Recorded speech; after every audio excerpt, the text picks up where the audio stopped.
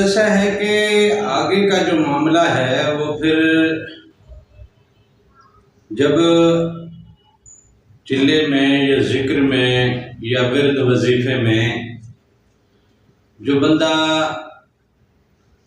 اسی نیت کے ساتھ کہ میں اللہ کے کرم کو سمیٹ سکوں، وہ جب اس پہ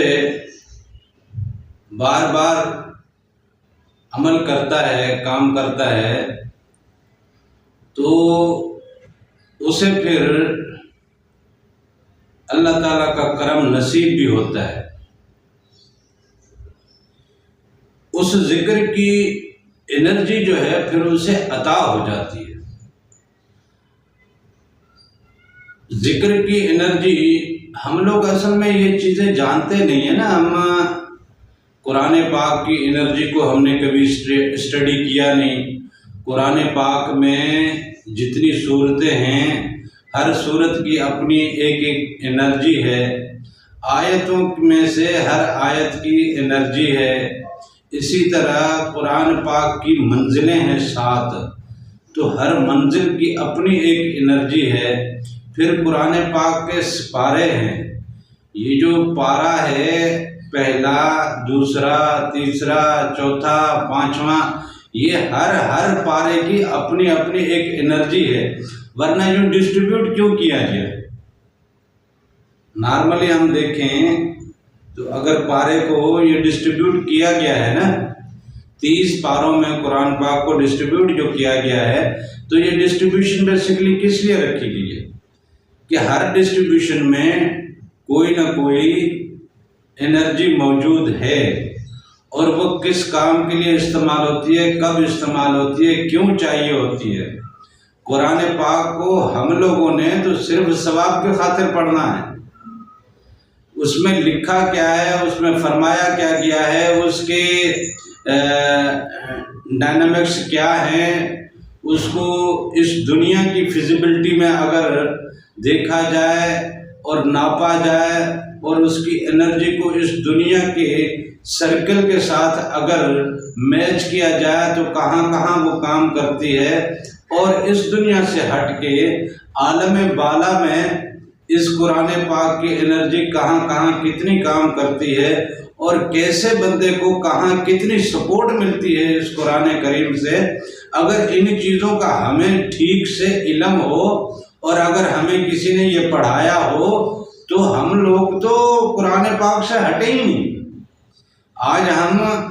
پیسے سے، کاروبار سے، نوکری سے، ہیر پھیر سے نہیں ہٹتے، ہم دھوکہ دہی سے نہیں ہٹتے، کیونکہ ہم اس میں کوئی فائدہ دیکھ رہے ہوتے ہیں۔ ظاہری طور پہ کچھ نظر آ رہا ہوتا ہے کہ اس کو اگر اس بات میں دھوکہ دے دوں گا، یہاں سے کچھ کما لوں گا، یہاں سے کچھ بنا لوں گا، یہاں یہ کر لوں گا، یہاں وہ کر لوں گا، تو ظاہری طور پہ جو فوائد ہم دیکھ رہے ہوتے ہیں، ان فوائد کے چکروں میں ہم یہ سارے کام کر رہے ہوتے ہیں جو اللہ اور اس کے رسول نے ہمیں منع کیے، اور پھر ہم وجہ بھی بیان کرتے ہیں کہ جی نہ کریں تو پھر جئیں کیسے۔ وہ جینے کا معاملہ تو رب نے دیا ہے نا، وہ تو چاہے وہ ابھی آپ کی سانس لے، جو کروڑوں میں، اربوں میں، خربوں میں جو جی رہے ہیں، کیا وہ مرتے نہیں ہیں؟ کیا وہ بیمار نہیں ہوتے؟ اللہ چاہے، اور ہزاروں کا اللہ تعالیٰ نے کسی کا نمک بند کیا ہوا ہے، کسی کی مرچ بند کی ہوئی ہے، کسی کی چینی بند کی ہوئی ہے، کسی کا کیا بند کیا ہے۔ مالک نے کسی کی تو پوری کی پوری غذائیں بند کر رکھی ہیں، وہ صرف لیکوڈ پہ زندگی جی رہے ہوتے ہیں۔ تو بات یہ ہے کہ مالک نے اپنے کرم کا کیا کیا معاملہ کب کب کیسے کیسے کس طرح سے رکھا ہے، ہم نے مالک کے کرم کو نہ کبھی اسٹڈی کیا ہے، اور اللہ کی طرف سے جو ہمیں ایک کتاب ملی ہے، جو ہمارے لیے ایک رہنمائی ہے، جو ہماری زندگی کے پل پل کو اور زندگی کے بعد کے عالم بالا کے معاملات کو ہمارے لیے واضح کرتی ہے، اور ہمیں اس کا درس دیتی ہے، اور ہمیں اس سے فیض لینے کا کہتی ہے۔ بار بار قرآن کہتا ہے افلا تتفکرون، کہ تم سوچتے کیوں نہیں ہو، تم سوچتے کیوں نہیں ہو۔ اور کافی جگہ پہ اللہ تعالیٰ نے کہا ہے کہ تم عقل نہیں رکھتے، تم اس بات کو سمجھ نہیں پاتے۔ اسی طرح قرآن مجید کے حوالے سے یہ بھی کہا گیا کہ لو انزلنا ھذا القرآن علی جبل لرأیتہ خاشعا متصدعا من خشیۃ اللہ، کہ اگر اسے پہاڑوں پہ نازل کیا جاتا تو وہ بھی ریزہ ریزہ ہو جاتے، سرما ہو جاتے۔ اے بندے، تو نے اپنے لیے یہ چیز پسند کی اور تو ایگری ہوا اس بات پہ کہ یہ ذمہ داری میں اٹھاؤں گا، انہو کان ظلوما جہولا، یہ تو نے اپنے ساتھ ایک ظلم کما لیا، یہ بڑے جہالت والا فیصلہ کیا ہے تو نے۔ ہم اب اس کی طرف بڑھتے نہیں ہیں۔ اس کی وجہ یہ ہے کہ ہمارے استادوں نے، ہمارے علماء نے، ہمارے مدارس نے، ہمارے مسالک کے تمام سرکل کو آپ دیکھیں، وہ نیکی کے اعمال کو جس ڈائنامکس سے ہمارے سامنے پیش کرتے ہیں اور اس پہ فوکس کرتے ہیں، تو ہر مسلک کے حساب سے معاملہ پھر کوئی اس طرف نکل رہا ہے، کوئی اس طرف نکل رہا ہے، کوئی اس طرف نکل رہا ہے، اور ہر مسلک اپنے راستے کو بالکل درست بتاتا ہے، دوسرے مسلک کو غلط بتاتا ہے۔ تو آخر بات کیا ہے؟ قرآن وہ بھی سنا رہا ہے، قرآن وہ بھی سنا رہا ہے، حدیث وہ بھی سنا رہا ہے، حدیث وہ بھی سنا رہا ہے، تاریخ کے حوالے وہ بھی ایسے نکال کے لاتا ہے کہ بندہ حیران رہ جاتا ہے، تاریخ کے حوالے یہ بھی ایسے نکال کے لے آتا ہے کہ بندہ حیران ہو جاتا ہے۔ اب ان چیزوں میں بندہ پھنسا رہ جاتا ہے، پھر بندے کو حقیقت میں اس نورانیت کی طرف بڑھنے کا نہ تو خیال آتا ہے، نہ سبق ملتا ہے، نہ ہی اس کو کوئی پتہ چلتا ہے۔ اس لیے وہ نورانیت سے دور رہ جاتا ہے، رب کی اس انرجی سے دور ہو جاتا ہے جس انرجی سے بندے نے کنیکٹ ہونا تھا۔ وہ کنیکٹ ہوگا تو پھر یہ بیچ کے معاملات جو بھی اس کے پاس آئے گا، نزدیک آئے گا، وہ خاک ہو جائے گا، جل جائے گا، بندہ اپنے رب کے ساتھ جڑ جائے گا، اور بندے کے اندر وہ لائٹ جل اٹھے گی جو ایمان کی لائٹ ہے، جو ایقان کی لائٹ ہے، جو اللہ کے نور کی لائٹ ہے۔ جب وہ لائٹ جل اٹھے گی تو یہاں سے جلنے والے بلب کا اس ٹرانسفارمر کے ساتھ، اس ٹرانسفارمر کا گرڈ کے ساتھ، گرڈ کا جو ہے وہ اپنا پاور جنریشن اسٹیشن کے ساتھ، یوں جاتے جاتے معاملہ ڈائریکٹ اللہ تک، ہمارے قلب سے لے کے اللہ تک کا یہ معاملہ آہستہ آہستہ جڑتا جاتا ہے، اور پھر یہ جو معاملہ آہستہ آہستہ جڑتا ہے یہی وہ معاملہ ہے جو صراط مستقیم ہے۔ تو لہذا ذکر کی یا چلے کی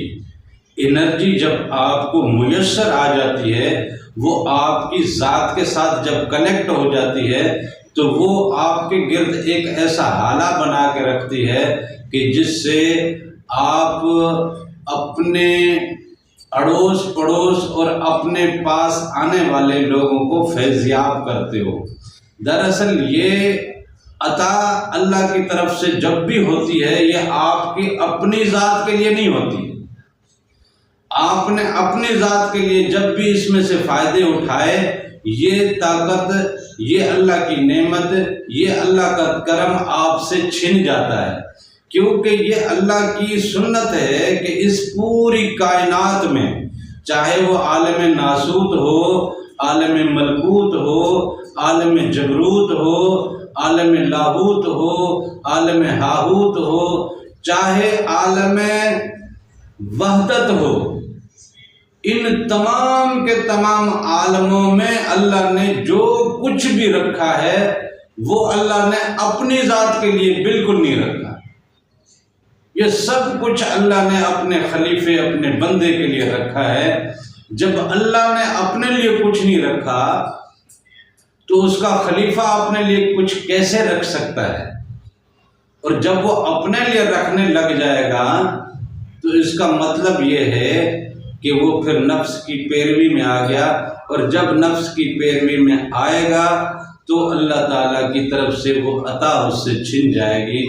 یہی وجہ ہے کہ حضرت یونس علیہ السلام پھر روتے رہے، معافیا مانگتے رہے۔ یہی وجہ ہے کہ حضرت موسیٰ علیہ السلام کے ساتھ بھی یوں ہی معاملہ پیش آیا، اور کافی سارے پیغمبر ہیں جن کے ساتھ اللہ کے حضور شرمندگی کا معاملہ پیش آیا۔ 1.25 لاکھ پیغمبروں میں کوئی ایک پیغمبر